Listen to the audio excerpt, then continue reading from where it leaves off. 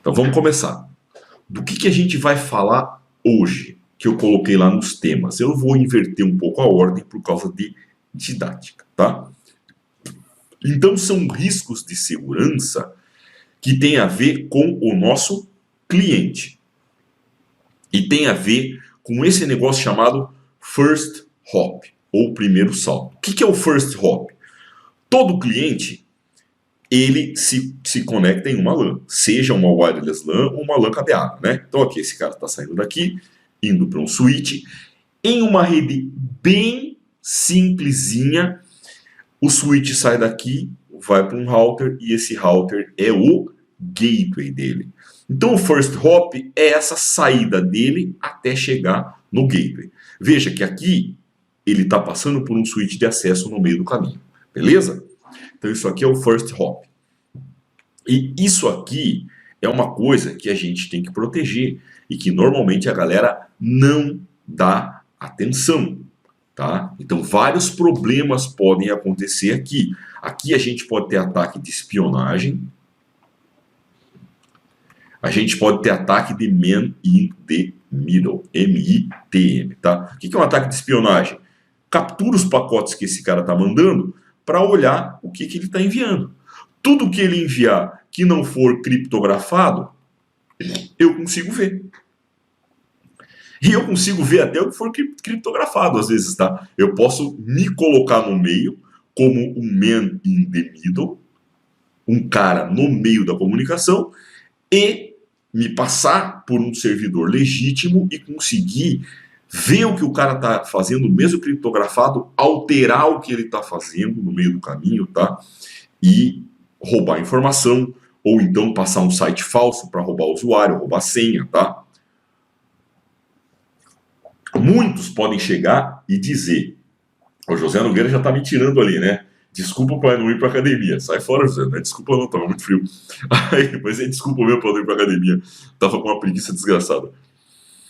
Então, se a gente não proteger isso aqui, ó, a gente fica exposto a vários problemas, tá?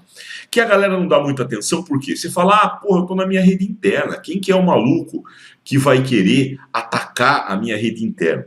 Cara, tem um monte de maluco que vai querer atacar você na rede interna, tá? Tem casos imbecis. Eu me lembro que quando começou tudo isso aí, teve caso do cara querer descobrir o usuário e senha da namorada para poder espionar ela, e o cara fez uma besteira na rede para ele poder capturar pacote, conseguir descobrir o usuário e senha, colocar site fake, servidor DNS fake para fazer ataque de man in the middle, clonar página, tá?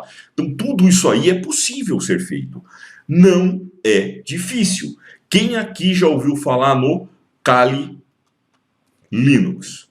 Cara, se você é da área, você já deve ter ouvido falar do Kali Linux. Se você fez curso comigo, já passou pela parte de segurança, você já viu eu usando o Kali Linux, né? Para atacar switch, atacar roteador. Eu uso ele nos cursos para simular ataque e mostrar como é o contra-ataque, né? Como é a defesa, né? Então, isso existe, não é lenda urbana, tá? Não é lenda urbana e pode acontecer em qualquer rede por motivos idiotas, tá? Eu já soube de caso real onde eu ajudei a pegar o problema, que estavam espionando o computador de um diretor. Porque tinha uns caras que estavam desconfiados que eles iam ser demitidos. Então os caras colocaram aqui dentro do computador do diretor um espião, tá? Um programinha espião que ficou instalado lá dentro. Como é que eles conseguiram fazer isso? Ah, os caras colocaram provavelmente um CD, né, que tinha antigamente, ou um pendrive infectado e colocaram um programinha lá dentro e ficaram espiando o cara, tá? Então você tem como fazer um monte de bobagem que o cara não conseguiria fazer com alguns recursos de proteção. Claro, né? Por exemplo, essa história de você invadir o computador do cara, aí o teu switch aqui, ó, não vai conseguir pegar isso, tá? Teu switch não vai conseguir pegar isso. Mas tudo que a gente puder fazer para dificultar a vida do cidadão que está querendo fazer nhaca, a gente deve fazer. E nem sempre vai acontecer um ataque proposital por um hacker. Às vezes acontece uma orelhada, né? Uma agada. Não vou colocar o Czinho na frente, né? Vamos colocar assim, acontece uma agada. O que a agada acontece? Ah, vem um cidadão, coloca um AP aqui, porque ele quer conectar, sei lá, um laptop dele, alguma coisa assim. Ele colocou na tua rede. E esse desgraça desse AP dele tá com o DHCP ativado. Aí você tem o DHCP desse AP do cara, mais o DHCP do roteador. Você tem 2 servidores DHCP fornecendo IP para a tua rede. Aí tem cara que vai ter esse AP como gateway e tem computador que vai ter esse cara aqui como gateway. Cara, tua rede vira uma zona, tá? Tua rede pode virar uma verdadeira bagunça, uma verdadeira balbúrdia. Então veja, esses recursos que eu vou falar aqui, eles não servem só contra hackers, mas é para proteger o first hop também contra problemas humanos, né? Problemas de configuração, essas besteiras, essas cagadinhas que a gente faz. Agora eu falei cagada, né? Ó, vamos ver o que a gente vai proteger, né? Pô, meio litro d'água já foi. Vamos entender aqui, então, de novo, onde é que estão os nossos... onde é que estão os nossos switches, first hop e as topologias, né? Então, veja, numa topologia aqui de branch office, o first hop é o teu roteador, né? O teu roteador é o gateway, beleza? O cara vai passar pelo switch e vai chegar no gateway, sendo que isso aqui é um switch layer 2.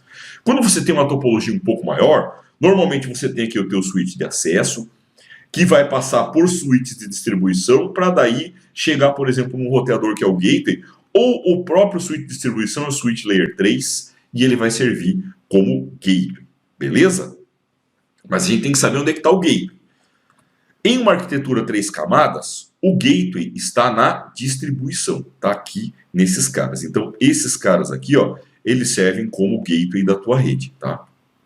Como gateway da tua rede. Normalmente com HSRP, com VRP, tá? Você tem um VNAC aqui e um IP virtual também. Os hosts pensam que estão falando com um switch só, com um gateway só, mas na realidade tem 2 gateways na parada, tá? E os teus hosts estão conectados aqui, ó, no switch de acesso. Então o first hop vai ser daqui para cá.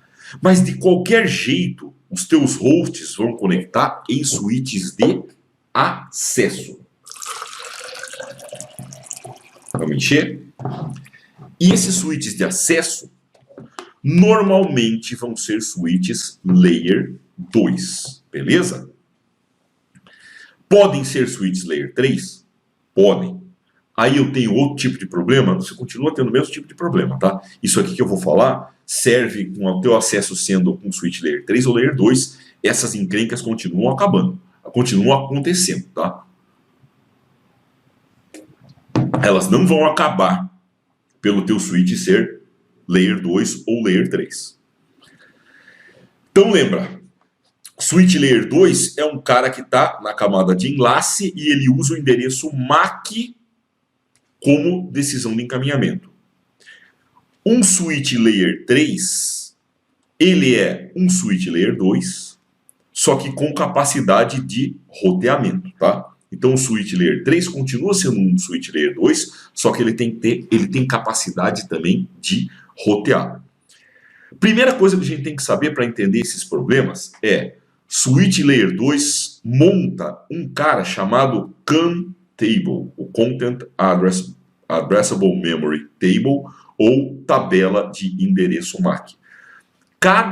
Olha só, deixa eu te falar que esse corte que você está vendo dessa aula, na realidade essa aula é muito maior do que isso que você está vendo aqui, é um corte dela. Isso aqui faz parte das nossas aulas que a gente faz na quarta-feira. Essas aulas na quarta-feira, elas são gratuitas, tá? Eu vou te dar a dica como é que você faz para você se cadastrar e poder participar das aulas ao vivo, assim como ver as gravações e baixar os arquivos, que toda aula que a gente dá, ela fica uma semana disponível para quem não é nosso assinante premium, para poder baixar os arquivos e também assistir a aula, tá? Então fica ligado aí que eu vou te ensinar agora tudo isso. Olha só, deixa eu te falar um negócio. Se você gostou, toda quarta-feira a gente faz uma aula ao vivo. Você vai lá em dltech.com.br, aulas gratuitas, você vai ver aulas como essa aqui que você está assistindo, beleza? É só você se cadastrar nesse menu para você assistir. Se você quer ver a gravação da semana, você vai lá em Registre-se Grátis ou entrar e cria um assinante gratuito. Basta você colocar teu nome, teu sobrenome, teu e-mail, definir uma senha e dizer que você não é um robô, como sempre, que você vai criar a tua conta para você poder acessar a gravação da semana. Então toda a gravação fica disponível por uma semana.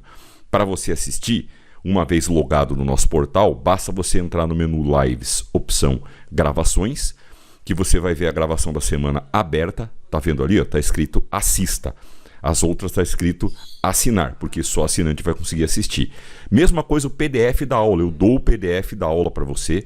Você vai no menu Biblioteca, opção Lives, e o PDF da semana ou o arquivo da semana em zip, que a gente às vezes tem em laboratório, em Packet Tracer ou outras coisas, também vai ficar disponível. Veja aí, ó, que o PDF da semana está aí como free para você poder fazer download. Então, toda semana tem aula e você tem uma semana para assistir a gravação e para baixar o arquivo dessa aula. Tem a lab, tem a PDF, seja o que for, o que eu utilizar ou o professor que estiver dando aula utilizar, você vai ter acesso. Então vai lá. Se você ainda não é nosso assinante já tem acesso a tudo isso, né? Se você ainda não é nosso assinante, não tem uma conta no portal, vai lá, dltech.com.br, cria a tua conta, assiste a aula da semana, baixa o arquivo, que vale a pena. É conteúdo de verdade, sem blá blá blá.